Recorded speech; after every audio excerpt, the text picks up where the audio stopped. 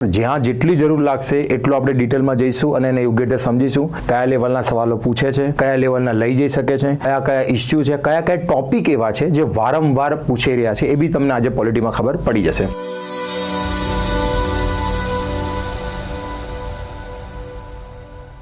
ઉત્ક્રાંતિના digital પ્લેટફોર્મમાં આપનું હાર્દિક સ્વાગત છે. આજે ઉત્ક્રાંતિ એક નવો ઇનિશિયેટિવ લેવા જઈ રહી છે.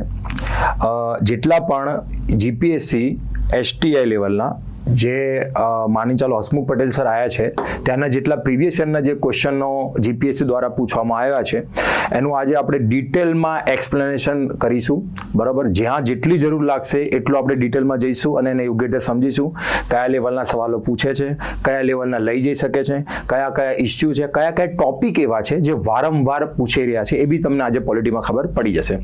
મેં એક વસ્તુ નોટ કરી છે કે ઘણા ટોપિકો એવા છે પોલિટીની અંદર કે જે વારંવાર જીપીએસસી એની પર ફોકસ કરે છે અને દરેક એક્ઝામમાં એની પર એક સવાલ હોય જ છે. એવા ઘણા ટોપિકો છે તમને કહેતો જઈશ કે જો આ સવાલ જે છે આની ઉપરથી વધારે સવાલ પૂછાય છે, આ ટોપિક તમે ધ્યાન રાખજો. એ દરેક વસ્તુ આજે આપણે ડિસ્કશન કરીશું અને દરેક જે સવાલ પૂછાય છે એનું ડિટેલમાં આપણે એક્સપ્લેનેશન જોઈશું. જેટલી જરૂર જ્યાં લાગશે ત્યાં એટલું એનું એક્સપ્લેનેશન આપણે જોઈશું. હવે આપણે એની શરૂઆત કરીએ. ધ્યાનથી જોજો સવાલો. કઈ રીતના સવાલો ડિઝાઇન થઈ રહ્યા છે, કઈ રીતના જીપીએસસી સવાલ પૂછે છે એ તમને અહીંયા સવાલો વાંચીને ખબર પડશે અને એનું કઈ રીતે વિચારવાનું એ બી તમને સમજાઈશ. એક વસ્તુ યાદ રાખજો કે જીપીએસસી જે છે ને આજકાલ પેપરો એટલા લેન્ધી કરી રહી છે કે પેપરો પૂરા થતા નથી.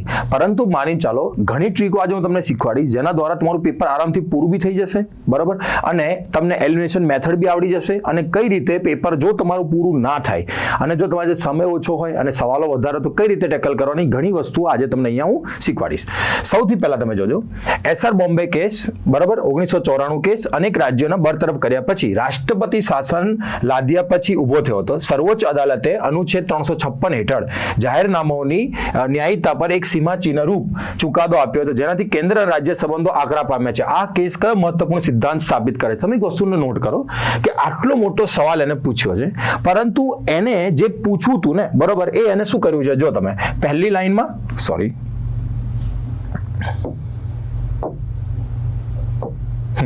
પહેલી લાઈનમાં એસઆર બોમ્બે, બરાબર, અને લાસ્ટમાં આ કેસ કયા મહત્વપૂર્ણ સિદ્ધાંત સ્થાપિત કરે છે. તો વિચાર કરો અંદરની જેટલી બી વસ્તુઓ છે ને, બરાબર, અંદરની જેટલી વસ્તુઓ છે ને એ તમને વાંચીને કશી ખબર આની અંદર પડી શકે નહીં. પરંતુ જો તમે પહેલી લાઈનમાં છેલ્લી વાત તમને ખબર હોય કે એસઆર બોમ્બે કેસ જે હતો એ રાષ્ટ્રપતિ શાસન વિશે હતો. જો એસઆર બોમ્બે કોણ હતા? એક મુખ્યમંત્રી હતા, બરાબર, અને એમને આ કેસ કરેલો હતો. એસઆર બોમ્બે એક મુખ્યમંત્રી હતા અને એમને આ કેસ કરેલો હતો. તો આ જે કેસ છે ને એ વાંચીને જ ખબર પડી જાય કે આ શેની માટે છે? 356 હેઠળ રાષ્ટ્રપતિ શાસનની ન્યાયિક સમીક્ષા છે. હવે હું તમને બધા ઓપ્શન સમજાવું છું. ઘણી વાર લોકો તમને કહેતા હોય છે કે ઓપ્શન ના સવાલો બને છે. તો કઈ રીતે સવાલો બની શકે છે? શું અત્યારનું જે કરંટ અફેર ચાલે છે એમાં એ સવાલો ફિટ થશે કે નહીં થાય? એ બધી વસ્તુ તમને સમજાવું. સૌથી પહેલા પક્ષ પલટા વિરોધી કાયદા હેઠળ રાજકીય પક્ષો પર પ્રતિબંધ. હવે તમે જો આનો જવાબ નથી, પરંતુ અત્યારની જે સિચ્યુએશન છે ને, બરાબર, જેમ કે આમ આદમી પાર્ટી તૂટી રહી છે, આની પહેલા શિવસેના તૂટી હતી, એનસીપી તૂટી હતી, તો પક્ષ પલટો વિરોધી જે કાયદો છે ને એ બહુ વધારે પડતો ચર્ચામાં છે. તો સૌથી પહેલા આપણો ડિટેલમાં એનો એક્સપ્લેનેશન લઈએ કે જો આની પર સવાલ બનશે અને લગભગ આની પર સવાલ બનવાની પોસિબિલિટી વધારે છે આ વખતે, આ કરંટમાં વારંવાર આવી રહ્યો છે, તો આની ઉપર આપણે આજે વધારે ચર્ચા કરીશું. સૌથી પહેલા પક્ષ પલટા વિરોધી કાયદા હેઠળ રાજકીય પક્ષો પર પ્રતિબંધ. તો જો યાદ રાખજો 52નો બંધારણ સુધારો, બરાબર, 1985 માં થયો હતો. જો શું હતું? હરિયાણાના એક એમએલએ હતા, બરાબર, આયારામ, એ સવારનો નાસ્તો બીજી પાર્ટી જોડે કરતા, બપોરનું જમવાનું બીજી પાર્ટી જોડે, ત્રીજી પાર્ટી જોડે અને સાંજે ચોથી પાર્ટી જોડે જમતા હતા. બરાબર, એના પછી એવું લાગ્યું અને લગભગ તમે વિચાર કરો કે છેલ્લા 10 વર્ષમાં 1985 પહેલાના 10 વર્ષની વાત કરું છું કે લગભગ 4000 એમએલએ માંથી 50% એમએલએ પોતાની પાર્ટી બદલી હતી વખતે. તો આ જે કાયદો છે ને એ વખતે જરૂરિયાત બની ગઈ હતી. એના કારણે 52મો બંધારણ સુધારો લેવામાં આવ્યો 1985માં. રાજીવ ગાંધીની સરકાર હતી અને એની અંદર આ પક્ષ પલટો જે વિરોધી કાનૂન, પક્ષ પલટાનો જે વિરોધી છે એની અંદર બધું ઉમેરવામાં આવ્યું. જો સૌથી પહેલા તો 52નો બંધારણ સુધારો 1985માં ને લાવવામાં આવ્યો હતો. બીજી વસ્તુ કે આમાં ઘણી શરતો મૂકી છે. જો તમે એનું પાલન નહીં કરો, બરાબર, તો તમને પાર્ટી કાઢી શકે છે. બરાબર, અને જો તમે ક્યારે કોઈ પાર્ટીમાં જાઓ તો તમારી સદસ્યતા જાય ના જાય એ બધી શરતો આની અંતર્ગત મૂકેલી હતી.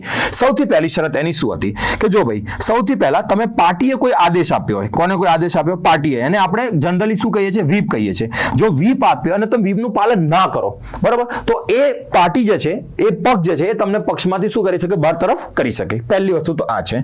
બીજી વસ્તુ એ છે કે જ્યારે આ કાનૂન બન્યો ત્યારે એવું હતું કે 1/3 મેમ્બર જો પાર્ટીમાંથી નીકળી જાય અને એ બીજી પાર્ટીમાં જતા રહે ને તો એને વિલીનીકરણ કહેવાય. શું કહેવાય? વિલીનીકરણ કહેવાય. એને પક્ષ પલટા અંતર્ગત આવશે નહીં. પછી આપણે 91મો બંધારણ સુધારો કર્યો અને આને 2/3 કરી નાખ્યું. પહેલા કેટલું હતું? 1/3. અત્યારે કેટલું? 2/3. જીપીએસસી આવા સવાલ પૂછે છે આજકાલ કે તમને એવું નહીં પૂછે કે અત્યારે કેટલા છે, 2/3 છે કે 1/3 છે. તમને એવું પૂછશે કે કયા બંધારણ સુધારાના અંતર્ગત આને 1/3 થી 2/3 કર્યું હતું, એનો જવાબ આપો. તો તમારે આ વસ્તુ યાદ રાખવાનું. 91 બંધારણ સુધારો 2003માં પહેલા એ 1/3 હતું, પછી કેટલું કરી નાખ્યું? 2/3 કરી નાખ્યું. બરાબર, એટલે યાદ રાખજો, પહેલા તમે પાર્ટી તમને વ્હીપ જાહેર કરે અને તમે માની ચાલો કે પાર્ટીનું કયું ના માનો ત્યારે તમને પાર્ટી કાઢી મૂકે. બીજી શરત કે જો તમે 1/3 વિલીનીકરણ કરો, જ્યારે આ માની ચાલો કાયદો બન્યો ત્યારની વાત છે, અને અત્યારે એવું છે 91 બંધારણ સુધારો 2003 પાસ કર્યા પછી કે 2/3 જો તમે જાઓ તો એ તમને પક્ષ પલટો તમારી પર લાગુ નહીં થાય.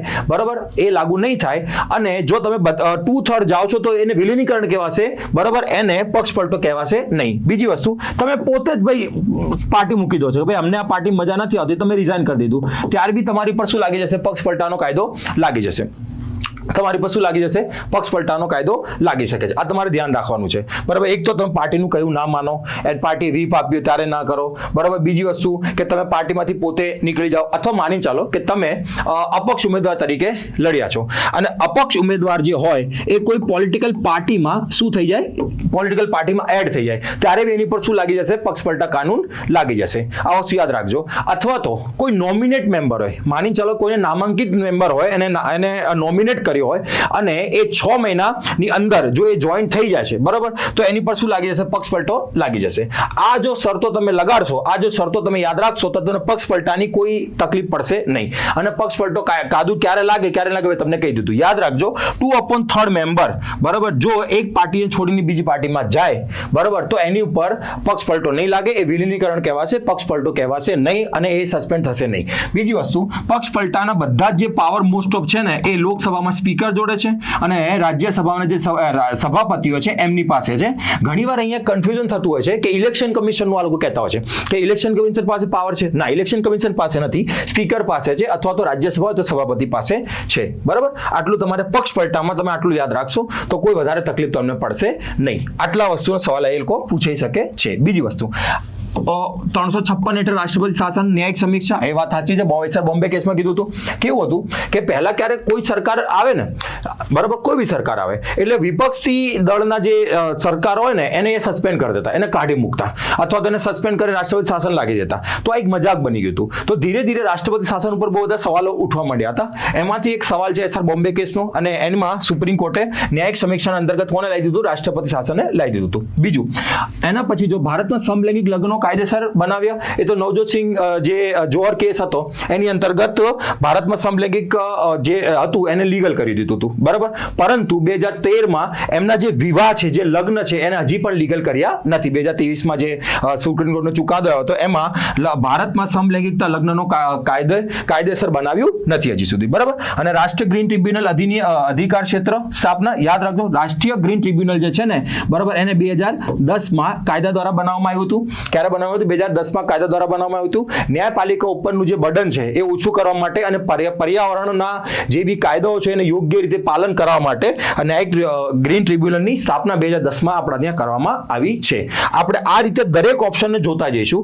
આ લોકો કેવું કરશે, તમે એક વસ્તુ નોટ બી કરશો, જે અત્યારે ઓપ્શન છે ને આગળ ચાલીને ડાયરેક્ટ સવાલ બની જતા હોય છે. જેમ કે આગળ ચાલીને તમને એનજીએટી નો સવાલ મળશે, નેશનલ ગ્રીન ટ્રિબ્યુનલનો સવાલ મળશે, તમને પક્ષ પલટાનો સવાલ મળશે, તમને 356 નો સવાલ મળશે. તમને આ બધા સવાલો આગળ ચાલીને ડાયરેક્ટ ઓપ્શન જ આગળ ચાલીને શું બની જશે? ડાયરેક્ટ સવાલ બની જતા હોય છે. એ તમને આગળ ખબર પડશે. બરાબર, ચલો એના પછી તમે જો ધ્યાનથી વાંચજો.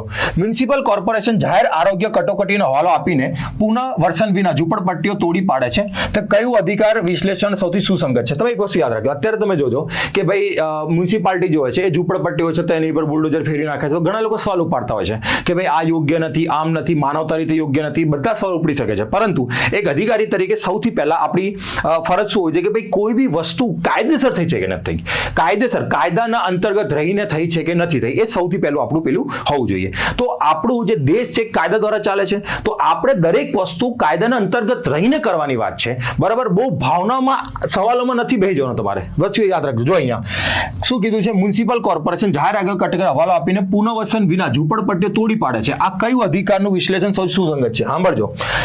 કાર્યવાહી યોગ્ય પ્રક્રિયા અનુસરે છે કે નહીં, તેને પ્રમાણસર છે કે નહીં. બીજું, ઝૂંપડપટ્ટીમાં રહેતા લોકોને પૂરતું રાજકીય પ્રતિનિધિત્વ આપવામાં આવ્યું છે કે નહીં. રાજ્યોએ આવાસ માટે તેમના નિર્દેશન સિદ્ધાંતોનું પાલન કર્યું છે કે નહીં. વૈકલ્પિક જાહેર આરોગ્ય પગલા પહેલા પૂર્ણ કરવામાં આવે છે. હવે તમને બધાને શું લાગશે કે ડી સાચો છે. પહેલા વૈકલ્પિક એમની માટે સુવિધા કરો, પછી એ કરો. તમે સમજો સવાલ શું છે. સવાલ એ છે કે જે મ્યુનિસિપલ કોર્પોરેશને કામ કર્યું છે, બરાબર, એ યોગ્ય રીતે કર્યું છે કે નહીં એ બતાવો. તો યાદ રાખજો, આનો આન્સર શું આવશે કે કાર્યવાહી યોગ્ય પ્રક્રિયાને અધૂરા લોના અંતર્ગત રહીને થઈ છે કે નથી થઈ એ તમારે મેન જોવાનું છે. તમે જ્યારે વાંચશો એટલે બધા લગભગ લોકો ડી ટીક કરીને આવવાનું કારણ એ છે કે એમને એવું લાગે છે કે પહેલા એમની માટે વૈકલ્પિક સુવિધા કરવામાં આવે, પછી ઝૂંપડપટ્ટી પાડવામાં. તમને એમ નથી પૂછ્યું, તમને એમ પૂછ્યું છે કે શું આ કામ જે આપણે કર્યું એ લીગલી છે કે નહીં. તો એ જોવા માટે કાયદાના અંતર્ગત યોગ્ય રીતે એમને નોટિસ મોકલી છે.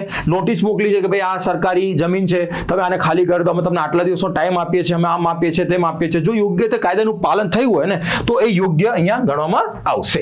બરાબર. ચલો એના પછી તમે જો ભારતીય બંધારણના શેની વાત કરી છે? હવે આમુખની વાત કરી છે. શેની વાત કરી છે? આમુખની વાત કરી છે. તમે સમજો આમુખ જે છે ને, બરાબર, એ જેમ કે તમે તમારી બુકનું જે અનુક્રમણિકા હોય ને, અનુક્રમણિકા જોડે તમે આમુખને જોડી શકો. શેની જોડે? અનુક્રમણિકા જોડે તમે આમુખને જોડી શકો. જેમ કે તમારે બુકમાં એ જોવું હોય કે મારી બુકમાં મારે જે ચેપ્ટર જોઈએ છે કે નહીં, તો એની માટે તમે શું જોવો છો? અનુક્રમણિકા. તમે જ્યારે બી બુક ખરીદવા જાઓ છો ત્યારે તમે શું જોવો છો? અનુક્રમણિકા જોવો છો. તે જ રીતે બંધારણને જો તમારે એક જ પેલામાં સમજી લેવું તો તમારે એનું શું જોવું પડે? આમુખ જોવી પડે. એટલે તમને ખબર પડી જાય કે શું છે બંધારણમાં, શું નથી. એ બધી વસ્તુ અહીંયા છે. જો સૌથી પહેલા તે વિધાનમંડળ માટે શક્તિનો સ્ત્રોત છે? ના, તે ના વિધાનમંડળ માટે શક્તિનો સ્ત્રોત છે, બરાબર. ના તમે એને સુપ્રીમ કોર્ટમાં પડકારી શકો છો, તો તમે કોર્ટમાં એને પડકારી શકો છો. એટલે ન્યાયોચિત બી નથી. એટલે સૌથી પહેલા આ ખોટો પડી ગયો. તમે સમજો. જો આ પહેલો ખોટો, એટલે તમે જો હું તમને એક એલિમિનેશન મેથડ શીખવાડું છું. અહીંયા ધ્યાન રાખજો.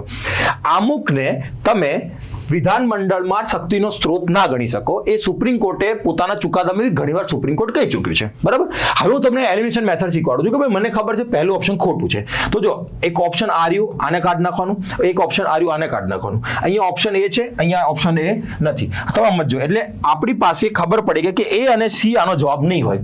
કાં તો બી હશે અને કાં તો ડી હશે. આને કહેવાય એલિમિનેશન મેથડ. સૌથી પહેલા જે ખોટું તમને દેખાય ને એને ઓપ્શન કાઢી નાખો, એટલે તમારું 50% કામ પતી ગયું છે. બીજી વસ્તુ, તેમાં અનુચ્છેદ 378 સુધારો કરી શકાય છે, બરાબર. પછી તેના બંધારણના ઓળખપત્ર તરીકે ગણવામાં આવે છે. હા ભાઈ, એને પાલકીવાલા જે હતા, બરાબર, એમને શું કીધું હતું? એને ઓળખપત્ર કીધું હતું, બરાબર. એનો મતલબ એ થઈ ગયો કે ત્રીજો સાચો છે, તો ત્રીજો અહીંયા બી છે ને ત્રીજો અહીંયા બી છે, બરાબર.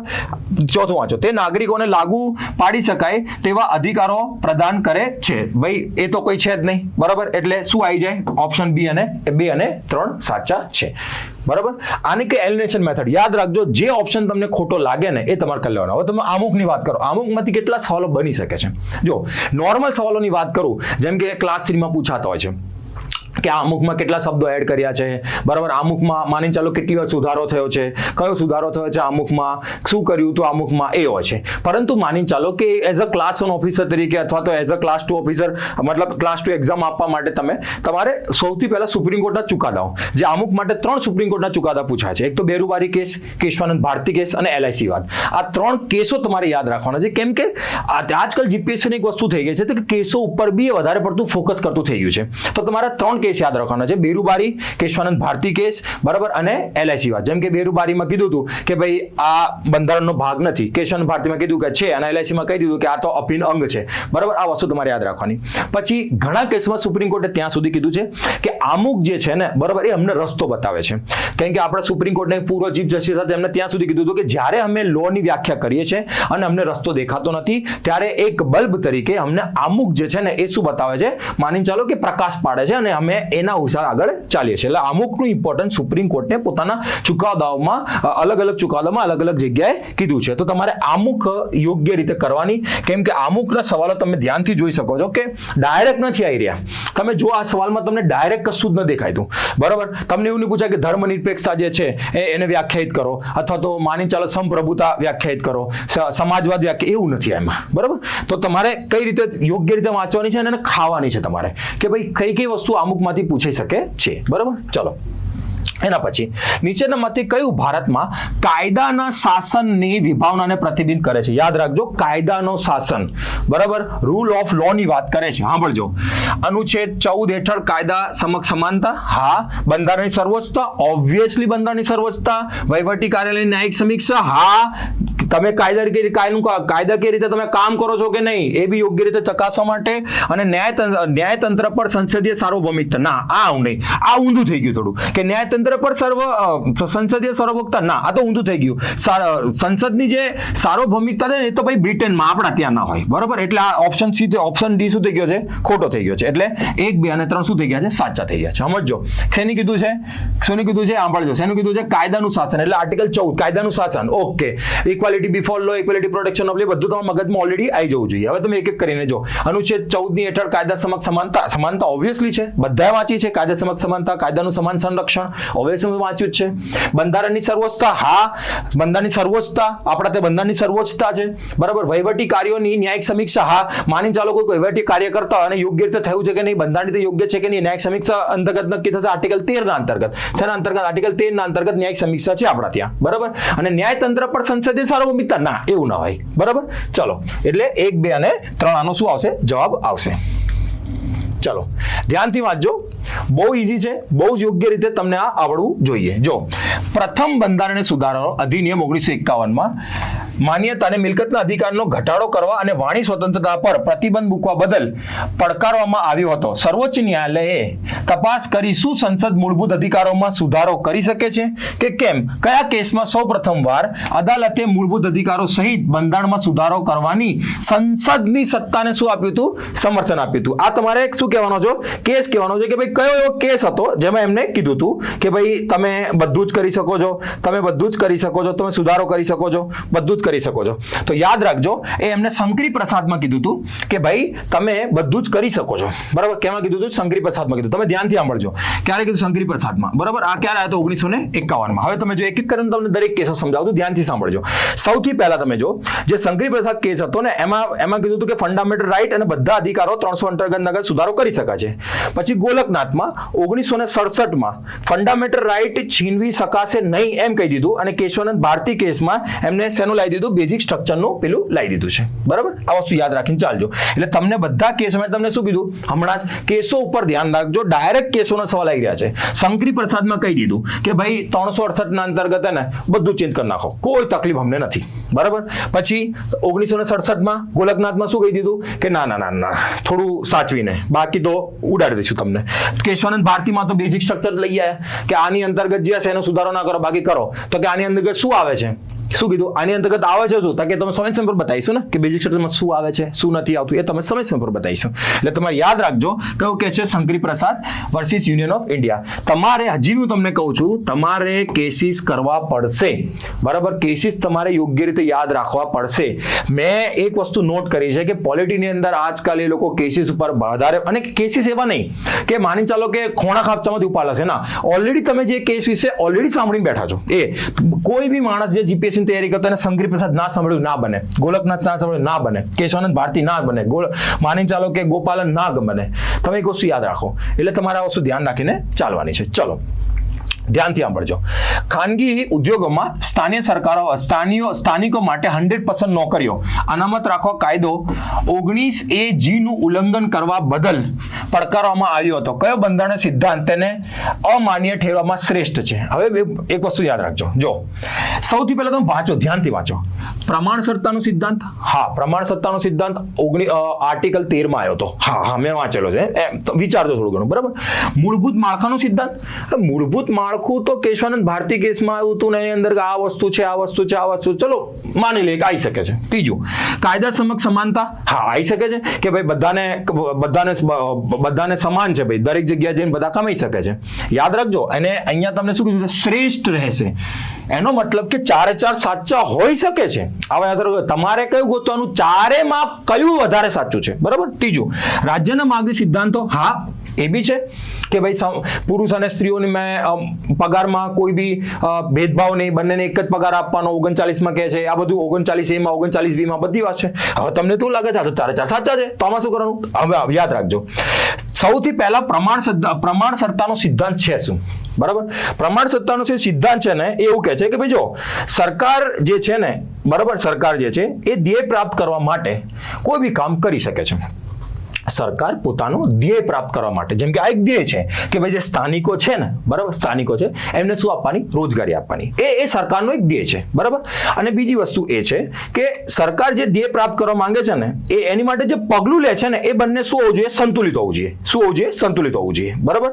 પરંતુ અહીંયા ખાનગી સંસ્થાઓમાં, બરાબર, ખાનગી સંસ્થાઓમાં સરકાર અનામત આપીને શું કરી રહી છે? બીજાના અધિકારો પર તડાપ મારી રહી છે. શું મારી રહી છે? તડાપ મારી રહી છે. એટલા માટે અહીંયા પ્રસાર સત્તાનો સિદ્ધાંત શું છે? અહીંયા પરફેક્ટ બેસે છે. હવે તમને ખબર પડી ગઈ? સરકાર જો જે ધ્યેય પ્રાપ્ત કરવા માંગે છે, સુપ્રીમ કોર્ટે કીધેલું છે એ બરોબર છે, એની માટે જે રસ્તો લે છે, બરાબર, એ બી બરોબર છે, બરાબર. પરંતુ એ બંને વચ્ચે યોગ્ય સંતુલન હોવું જોઈએ.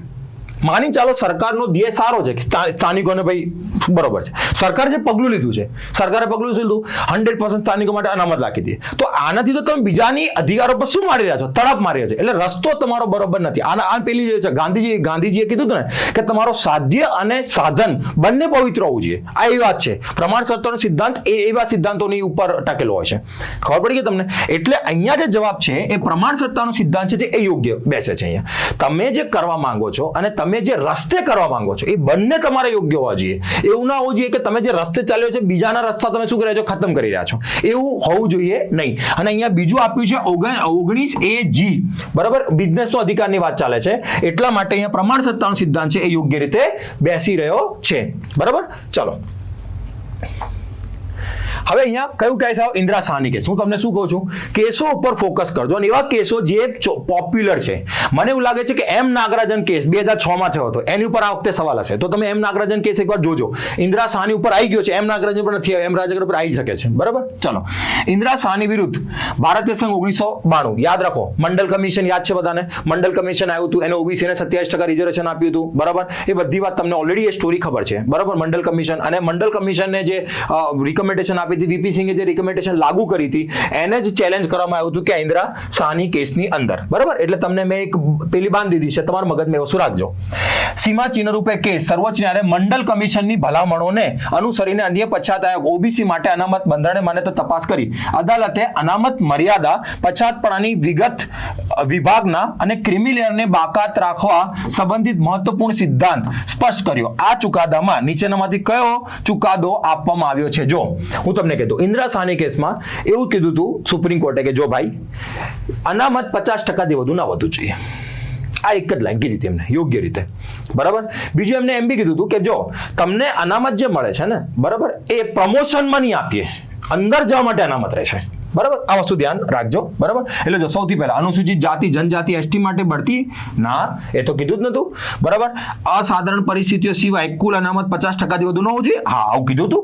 રાષ્ટ્રપતિ શાસન દરમિયાન મૂળભૂત અધિકારો સ્થગિત કરી શકાય નહીં ને, આમાં તો કીધું જ નતું. એ તો બીજા બધા કેસીસમાં કીધું હતું. બીજા સિદ્ધાંતોમાં કોર્ટ દ્વારા લાગુ કરી શકાય છે ના, આવું તો કીધું જ નથી. એટલે તમારે યાદ રાખવાનું કે બે જે છે ને એ યોગ્ય રીતે શું કરે છે? અહીંયા સાચો પડી રહ્યો છે.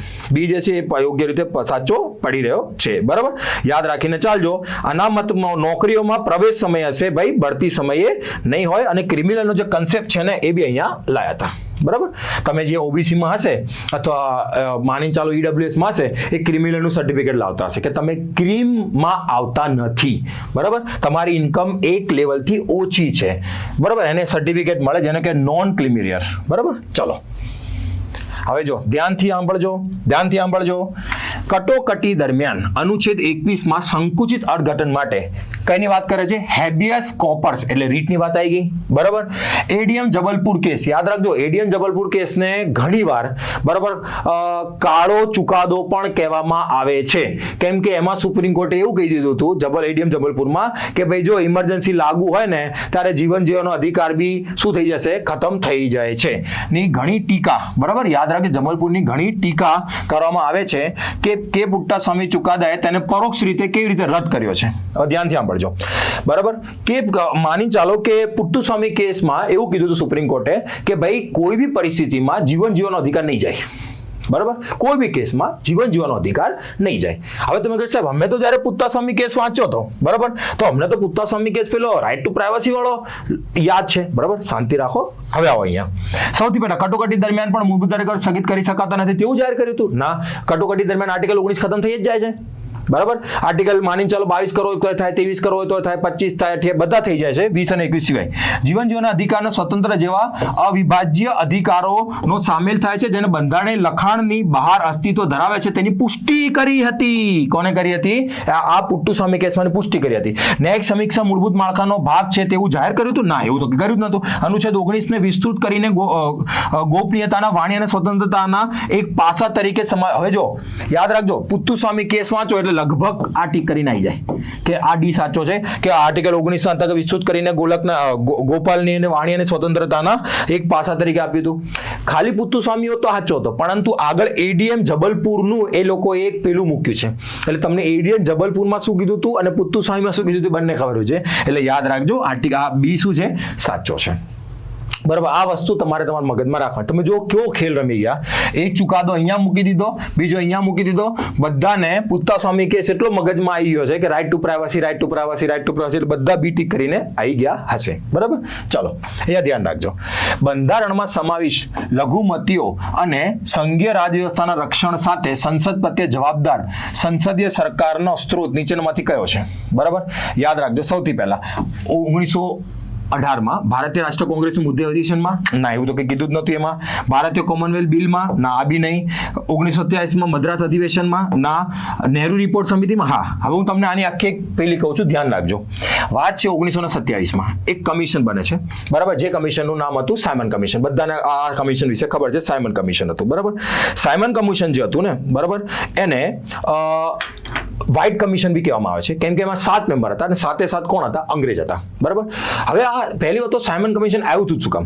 જો 1919 એક ચુકાદો આવ્યો હતો, મોન્ટેગ્યુ ચેમ્સફોર્ડ ચુકાદો, મોન્ટેગ્યુ ચેમ્સફોર્ડ અધિનિયમ આવ્યો હતો. બરાબર, આ અધિનિયમની અંતર્ગત એ લોકોએ નક્કી કર્યું હતું કે 10 વર્ષ પછી અમે નક્કી કરીશું કે ભારતીયોને બીજું શું આપી શકાય છે. બરાબર, બીજું શું આપી શકાય છે? બરાબર, એ લોકોએ નક્કી કર્યું હતું.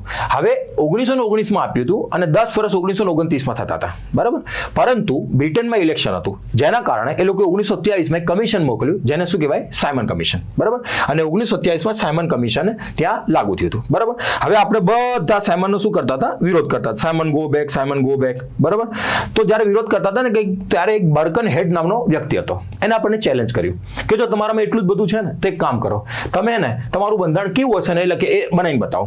અમે ચેલેન્જ એક્સેપ્ટ કર્યું અને નહેરુ, જે મોતીલાલ નહેરુ હતા, આપણે જવાહરલાલ નહેરુના પિતાજી, એમની અધ્યક્ષતામાં 1928 આપણે નહેરુ સમિતિનો અહેવાલ રજૂ કર્યો. નહેરુ સમિતિનો બનાવી આપણે અને એમને કીધું કે ભાઈ ભારતમાં બંધારણ કેવું હશે તમે બતાવો. એની જે નહેરુ કમિશન હતું ને એની અંદર જ આપણે મૂળભૂત અધિકારનું યોગ્ય રીતે પહેલીવાર પેલું કર્યું હતું કે જો અમે જ્યારે દેશ આઝાદ થશે તો અમારા બંધારણમાં મૂળભૂત અધિકાર, સંસદીય વ્યવસ્થા, આ તે ફલાણું બધું આપણે આની અંદર મૂકીશું. એટલા માટે આનો જે સંસદ પ્રત્યે જવાબદાર સંસદીય સરકાર નિશ્ચિત શોધ કયો છે તો યાદ રાખો 1928 નહેરુ સમિતિનો છે. બોલો, આમાં કોઈ ડાઉટ છે? મેં તમને બધાને યોગ્ય રીતે સમજાવી દીધું કે થયું હતું કેવું. બરાબર, યાદ રાખજો. સાયમન કમિશનના 7 નંબર વ્હાઇટ કમિશન કહેવામાં આવતું હતું. 1919 મોન્ટેગ્યુ ચેમ્સફોર્ડ અધિનિયમમાં કીધું હતું કે 10 વર્ષ પછી જોઈએ છે શું આપવું છે શું નહીં, પરંતુ ઇલેક્શનના કારણે 2 વર્ષ પહેલા આવી ગયું હતું ને આપણે ચેલેન્જ બેટનું કીધું કે તમે બનાવીને બતાવો. મેં કીધું લેવું પડે ત્યારે અને આપણે બનાવી દીધું. બરાબર, યાદ રાખજો. બરાબર, ચલો ધ્યાનથી વાંચજો. અહીંયા લોકસભા ચૂંટણી દરમિયાન 16.21 લાખ મતદારો લાયક હતા અને 10.26 લાખ મતદારોએ મતદાન કર્યું. XYZ પક્ષના ઉમેદવારને કુલ મતદારના 50.91 મતો સાથે વિજય થયો. હવે અહીંયા ધ્યાન રાખો. સૌથી પહેલા યાદ રાખો, જે લોકસભાના અથવા તો જે વિધાનસભાના ઇલેક્શન છે, લોકસભા અથવા વિધાનસભામાં ધ પાસ્ટ ધી પોસ્ટ એટલે એક વસ્તુ યાદ રાખજો, સૌથી વધારે જેને વોટ મળે ને એ જીતી જાય. લોકસભા અને વિધાનસભામાં એવું હોય. બરાબર, બીજી વસ્તુ રાષ્ટ્રપતિની ચૂંટણીમાં એવું હોય કે જેને 50%+1 વોટ મળે એ રાષ્ટ્રપતિ બને. બરાબર, આ વસ્તુ યાદ રાખીને ચાલજો તમે. બરાબર, પણ અહીંયા શેની વાત કરી છે? લોકસભાની વાત કરી છે. બરાબર, અને જે લોકસભામાં XYZ પક્ષના ઉમેદવાર કુલ મતદાને કેટલા મળ્યા છે? 50.91 મતો સાથે જીત્યા છે. બરાબર, હવે એક વોટ બી વધારે મળે તો બી જીત્યા કહેવાય. બરાબર. એટલે આ સવાલ આપણને ઉલ્લુ બનાવવા માટેનો છે. એટલે તમારે યાદ રાખવાનું, સૌથી પહેલા શેની વાત કરી છે? લોકસભાની વાત કરી છે, રાષ્ટ્રપતિની વાત નથી કરી. ચલો, એક્સાઇઝ પટના ઉમેદવારો ચૂંટાયેલા જાહેર કરવાનું મુખ્ય કારણ શું છે? હવે સમજો. ઉમેદવારે કુલ મતદાનના અડધાથી વધુ મત મેળવ્યા છે એટલે આપણે કરી દીધું? ના, યાદ કરો, લોકસભામાં 5 દી પોસ્ટ છે ત્યારે કરીશું. રાષ્ટ્રપતિમાં જેને અડધાથી વધારે મળ્યા હોય એને કરી દઈશું. ઓકે. ઉમેદવારે બધા સ્પર્ધકોમાં સૌથી વધુ મત મેળવ્યા છે? હા, સૌથી વધારે મત મેળવ્યા છે એટલા માટે કરી દીધું છે. ઉભા રહો. ઉમેદવારોએ કુલ લાયકાત મતોની સંખ્યાના અડધાથી વધુ મત મેળવ્યા છે? ના, મેં તમને શું કીધું? આપણે એક વોટ વધુ હોય એટલે જીતી ગયો માણસ. અન્ય પક્ષો સાથે ગઠબંધન કરાર કરવામાં છે ને, એવું તો કંઈ આપ્યું જ નથી. એનો મતલબ કે આપણે માટે શું થઈ ગયું? ઉમેદવારોએ સ્પર્ધકોમાં સૌથી વધુ વોટ મેળવ્યા છે. તમે વિચાર કરો, આ સવાલમાં હતું શું? પરંતુ એને શું કહી દીધું તમને અહીંયા ને કન્ફ્યુઝ કરી દીધા 50.91 આપીને. પરંતુ આગળ તમને હિન્ટ આપી દીધી લોકસભા. જો અહીંયા રાષ્ટ્રપતિ હોત, બરાબર, તો આપણે ઓપ્શન એ શું થઈ જાય? વધુ થઈ જાય, સાચો થઈ જાય. પરંતુ એ લોકસભા છે એટલે ઓપ્શન બી શું થઈ ગયું? સાચું થઈ ગયું. બરાબર. મેં તમને એટલે કહી દીધું છે કે રાષ્ટ્રપતિ હોય, ઉપરાષ્ટ્રપતિ હોય, એમાં 50% +1 મેમ્બર મળે, 50% +1 વોટ મળે એ જ જીતે.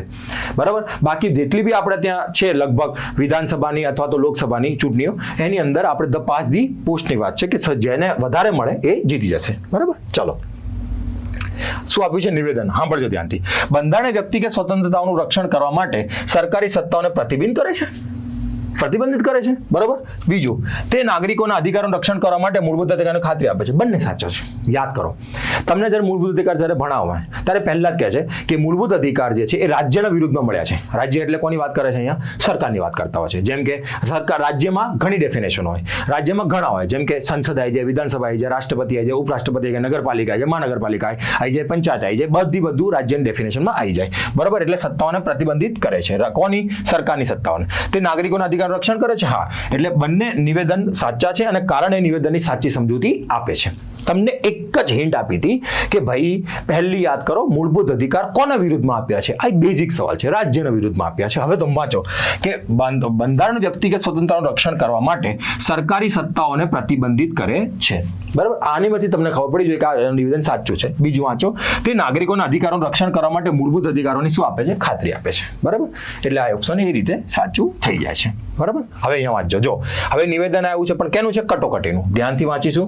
કટોકટી 352, 356, 360 આ ત્રણમાં છે કટોકટી. હવે અહીંયા આગળ લખ્યું થોડું છે રાજ્ય છે, રાજ્યની છે કે નાણાં છે. બરાબર. ચલો, કટોકટીના કારણે પ્રેસની સ્વતંત્રતા સહિત નાગરિક સ્વતંત્રતાને સ્થગિત થઈ ગઈ. બરાબર. બીજું કારણ, સરકારે બંધારણની કલમ 352, ચલો 352 એટલે આપણને ખબર પડી ગઈ કે આ રાષ્ટ્રીય આપાતકાલની વાત કરે છે, નો ઉપયોગ કરીને આંતરિક અશાંતિને કાબૂમાં લેવા માટે કટોકટી જરૂરી હોવાનો દાવો કર્યો હતો. યાદ કરો, 1975 ઇન્દિરા ગાંધી મેડમ.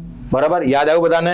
હા. હવે વાંચો. ઇન્દિરા મેડમ યાદ આવી ગયા, કટોકટી યાદ આવી ગઈ. હવે વાંચો અહીંયા. કટોકટીના કારણે પ્રેસની સ્વતંત્રતા સહિત નાગરિકોની સત્તા સ્થગિત થઈ ગઈ હતી. હા, થઈ ગઈ હતી. અમે ઘણી મૂવીમાં બી જોયું છે. એક અજય દેવગનની મૂવી આવી હતી ને, જે તેરે રસ કે કમલ વાળું એક સોંગ હતું, એની અંદર જોયું હતું પ્રેસ વાળા જાય ને એટલે પોલીસ વાળા જઈને ધોઈ જ નાખે. એ અમે જોયું હતું. હા, સાચી. આગળ જાઓ. સરકારે બંધારણની કલમ 352 નો ઉપયોગ કરીને આંતરિક અશાંતિને કાબૂમાં લેવા માટે કટોકટીની જરૂર હોવાનો દાવો કર્યો હતો. હા, આંતરિક અશાંતિ અત્યારે પછી એને હટાઈને આપણે સશસ્ત્ર ક્રાંતિ નાખી દીધો 44 બંધારણ સુધારા દ્વારા. યાદ છે? કેમ કે આને યોગ્ય રીતે શું ના કરી શકાય? વ્યાખ્યાયિત ના કરી શકાય. બરાબર. એનો મતલબ કે બંને સાચા છે. બરાબર. અને કારણ નિવેદનનું શું કરે છે? યોગ્ય રીતે સમજૂતી આપે છે. બોલો, યાદ આવી ગયું તમને? આ રીતે તમે એને યાદ કરીને બી એનો જવાબ આપી શકો છો. બરાબર. તે રસ કે કમલ વાળું યાદ કરો, એક સોંગ હતું. બરાબર. યાદ કરો. યાદ આવ્યું ને? હા, બસ એ જ. ચલો, હવે અહીંયા જ બીજો કોની વાત કરે છે? 21ની વાત કરે છે. શેની વાત કરે છે? 21ની વાત કરે છે. બધા અહીંયા ધ્યાન આપશે. 21ની વાત કરી રહ્યા છે આ લોકો. બરાબર. સૌથી પહેલા પ્રતિષ્ઠાનો અધિકાર, ઓબ્વિયસલી ઇજ્જતથી જીવન જીવવાનો અધિકાર છે ભાઈ આપણને, અને ઇજ્જતથી મરવાનો બી છે. હમણાં એક માની ચાલો કે પુરુષ હતા રાણા, એને આપણે ઇજ્જતથી મરવાનો અધિકાર આપ્યો. ઓકે, ચલો, પ્રતિષ્ઠાનો અધિકાર આવી ગયો છે. ડોક્ટરની સહાયનો અધિકાર. હવે એક વસ્તુ એ છે કે ડોક્ટરની સહાયતા માટે કંઈ વાંચ્યું તો નથી, તો યાદ રાખો પરમાનંદ કટારા કેસમાં સુપ્રીમ કોર્ટે કીધું હતું કે ડોક્ટરની સહાયનો અધિકાર આર્ટિકલ 21 આવે છે. એટલે યાદ રાખજો, પરમાનંદ કટારા. બરાબર, આ કેસમાં સુપ્રીમ કોર્ટે કીધું હતું, પરમાનંદ કટારા કેસમાં. એટલે આ બીજું બી શું થઈ ગયું છે? સાચું થઈ ગયું છે. પહેલું બી શું થઈ ગયું? સાચું થઈ ગયું. બરાબર. ત્રીજું, વિદેશ જવાનો અધિકાર. યાદ આવ્યું મેનકા ગાંધી કેસ 1980, મેનકા ગાંધી કેસ. બરાબર, મેનકા ગાંધી કેસ. હા, એટલે આ બી શું થઈ ગયું? સાચું થઈ ગયું. એટલે શું આવી જશે? A, B અને 3 બંને 3 શું થઈ જશે? સાચા થઈ જશે. યાદ કરો, મેનકા ગાંધી કેસ બધા મગજમાં કયો કેસ આવી જવો જોઈએ? મેનકા ગાંધી કેસ આવી જવો જોઈએ. એટલે તમને ઓલરેડી ખબર પડી જશે. બોલો, ખબર પડી ગઈ તમને? તો વિચાર કરો, ચુકાદા ખબર હોય ને એટલે બધી વસ્તુ ખબર હોય. બરાબર. તમે આ સવાલમાં લગભગ લોકો શું કરીને આવી ગયા હતા? A અને 3 કરીને આવી ગયા હતા. શું આપી? 1 અને 3 કે ડોક્ટરની સહાયનો અધિકાર નથી. બરાબર, આર્ટિકલ 21 અંતર્ગત. બરાબર, એવું નથી. બરાબર, પરમાનંદ કટારા કેસમાં કીધું, મેં તમને કીધું સુપ્રીમ કોર્ટના ચુકાદા તમારે કરવા પડશે. જીપીએસસી જે લેવલે જઈ રહી છે એ લેવલે તમારે હવે થોડા ઘણા ચુકાદા ઉપર ધ્યાન રાખવું પડશે. ચલો આગળ. ભારતીય સંઘીય માળખા વિશે નીચેને ધ્યાન લો. શેની વાત કરે છે? સંઘીય માળખાની વાત કરે. એ બી કોના? ભારતના. યાદ રાખજો, સંઘીય માળખું અમેરિકાનું ના મગજમાં રાખી લેતા, કે તકલીફ પડશે. આપણે ભારતનું યાદ રાખવાનું છે. બરાબર. ભારતની બંધારણીય વ્યવસ્થા મૂળભૂત રીતે સંઘીય છે, પરંતુ નોંધપાત્ર એકાત્મક તત્વો સમજ. હા, 352 લાગે સાહેબ, એટલે સીધું સંઘાત્મકથી શું થઈ જાય? એકાત્મક થઈ જાય. કેન્દ્ર સરકાર શું થઈ જાય? મજબૂત થઈ જાય. રાજ્ય સરકારને ચાહે એમ નચાઈ શકે છે. કોણ? કેન્દ્ર સરકાર. ક્યારે? 352 અંતર્ગત. બરાબર.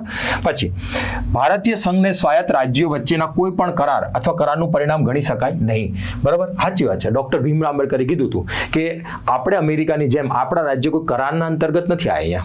બરાબર, એટલે કહેવાય છે કે આપણું જે રાજ્ય છે ને એ ખંડિત રાજ્યનું અખંડિત સંઘ છે આપણું. બરાબર, ખંડિત રાજ્ય એટલે શું? આપણા ત્યાં રાજ્યને તોડી શકાય. આર્ટિકલ 3 ના અંતર્ગત યાદ કરો, તમે થાઓ એટલી વાર તોડી શકો છો. બરાબર, એટલે ખંડિત રાજ્યનું અખંડિત સંઘ છે આપણા ત્યાં. ડોક્ટર ભીમરાવ આંબેડકર કીધું હતું કે રાજ્ય જે છે ને, રાજ્ય એ આપણા કોઈ કરારો દ્વારા નથી. જેમ અમેરિકાના રાજ્યો કરારો દ્વારા ભેગા થયા, એવું આપણા ત્યાં નથી. બરાબર, એ વસ્તુ યાદ રાખીને ચાલજો. બરાબર, એટલે આમાં શું આવશે? બંને સાચા આવી જશે. બરાબર, ચલો આગળ વધીએ. હવે અહીંયા તમે ધ્યાન રાખજો, કોની વાત કરે છે? કમ્પ્ટ્રોલર એન્ડ ઓડિટર જનરલ. એનો મતલબ કે તમારા મગજમાં તરત શું આવી જવું? CAG article 148. બરાબર, આ કોનો મિત્ર છે? પબ્લિક એકાઉન્ટ કમિટીનો આ મિત્ર છે. બરાબર, અને રાષ્ટ્રપતિ આની નિમણૂક કરે છે. બરાબર, યાદ કરો, 6 વર્ષ અને 65 વર્ષના અંતર્ગત રિટાયર થાય છે. આ બધી વસ્તુ તમારા મગજમાં ઓટોમેટિક આવી જવી જોઈએ. બરાબર, કેમ કે ઓડિટર જે છે ને, ઓડિટર જનરલ, એ જીપીએસસી નો ફેવરિટ બની ગયો છે આજકાલ. સળંગ 3 એક્ઝામમાં એ લોકો કેગ પૂછ્યો લગભગ. બરાબર, એકાદી એક્ઝામ છોડ દો તો બધી એક્ઝામમાં એ લોકો કેક પૂછતી હતી. એટલે મેં તમને થોડી જાણકારી આપી દીધી કે આર્ટિકલ 148 ના અંતર્ગત રાષ્ટ્રપતિ એને શું કરે છે? બરાબર, એને નિમણૂક કરે છે. બરાબર, એ તમારે યાદ રાખવાનું. બરાબર, અને એ પબ્લિક એકાઉન્ટ કમિટીનો મિત્ર કહેવામાં આવે છે. કોનો મિત્ર કહેવામાં આવે છે? પબ્લિક એકાઉન્ટ કમિટીનો મિત્ર બી કહેવામાં આવે છે. કેમ કે આજે રિપોર્ટ એ રાષ્ટ્રપતિને આપે, રાષ્ટ્રપતિ એને સંસદમાં મુકાવે, અને સંસદમાં પબ્લિક એકાઉન્ટ કમિટી જે છે, જેનો અધ્યક્ષ જે હોય છે પબ્લિક એકાઉન્ટ કમિટીનો, એ વિપક્ષનો કોઈ લીડર હોય છે. બરાબર, એ પાછો ગાંગરે કે જો આમાં શું. હવે તમે વિચાર કરો કે કેમ ગાંગરે? કેમ કે કેગ જે છે ને એ ઓડિટ કરે. ઓડિટ એટલે શું? તમે સમજો, સરકારે જે ખર્ચ કર્યો, બરાબર, અને ખર્ચ યોગ્ય રીતે થયો કે ના થયો, એ બધી રિપોર્ટ એ રાષ્ટ્રપતિને આપે, અને રાષ્ટ્રપતિ જે છે એને સંસદમાં મુકાવડાવે, અને સંસદમાં એને પબ્લિક એકાઉન્ટ કમિટી જુએ. યાદ કરો, વિનોદ રાય. કેગ આવે ને એટલે વિનોદ રાય તમને યાદ આવી જવા જોઈએ.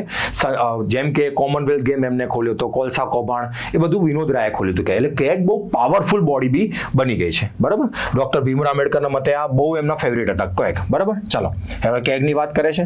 બરાબર, જો તે નાણાકીય અનુપાલન ઓડિટ કરે છે. હા, ઓબ્વિયસલી તે નાણાકીય અનુપાલન ઓડિટ કરે છે. બીજી વસ્તુ, શાસન, નીતિ અને સામાજિક ઓડિટ. હા, ઓબ્વિયસલી એ બી કરે છે. અને કામગીરી ઓડિટ અને ઇલેક્ટ્રોનિક ડેટા પ્રોસેસિંગ ઓડિટ. હા, એ બી કરે છે. એટલે આ 3 શું થઈ ગયા? સાચા. તમે વસ્તુ વિચાર કરો, તમે ના બી ઓડિટ ખબર હોય તો તમને એટલી તો ખબર હોય, કેગ ના ખબર હોય તો, કે હા ભાઈ, નાણાકીય અનુપાલન ઓડિટ, શાસકીય નીતિ, સામાજિક ઓડિટ અને કામગીરી ઓડિટ, ઇલેક્ટ્રોનિક ડેટા પ્રોસેસિંગ.